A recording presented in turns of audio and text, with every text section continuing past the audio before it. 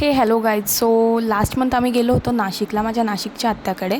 तर तिथं मी हा मिनी ब्लॉग शूट केला होता, बट हा पोस्ट केलाच नव्हता कारण एडिटिंग झाली नव्हती. मग तेव्हा आम्ही गेलो होतो काळाराम मंदिराच्या दर्शनाला नाशिकला. मी, माझ्या दोन्ही आत्या, आई, मम्मी, भाऊ, आम्ही सर्वजण दर्शनाला गेलो होतो. तुम्ही पाहू शकता मंदिराच्या आतला हा परिसर आहे. खूप छान असा भक्तिमय परिसर दिसत होता एकदम. त्यानंतर आम्ही सर्वांनी रांगेत उभं राहून, म्हणजे एवढी मोठी रांग नव्हती, बट रांगेत उभं राहून आम्ही मग मस्त दर्शन घेतलं. छान दर्शन देखील झालं.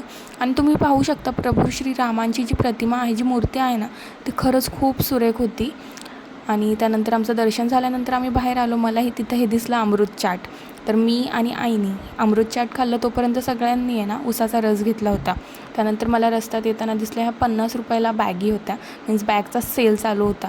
तर मी त्यातली एक बॅग देखील घेतली. थोडीफार शॉपिंग केली आम्ही. त्यानंतर जेव्हा रिटर्न, म्हणजे नाही का, घरी निघलो, तेव्हा रस्त्यामध्ये गोराराम मंदिर लागलं मला. तर गोराराम मंदिराचं आम्ही दर्शन घेतलं. म्हणजे ते मगाशी जे होतं ते काळाराम मंदिर होतं. त्यानंतर आम्ही गोराराम मंदिराचं दर्शन घेतलं.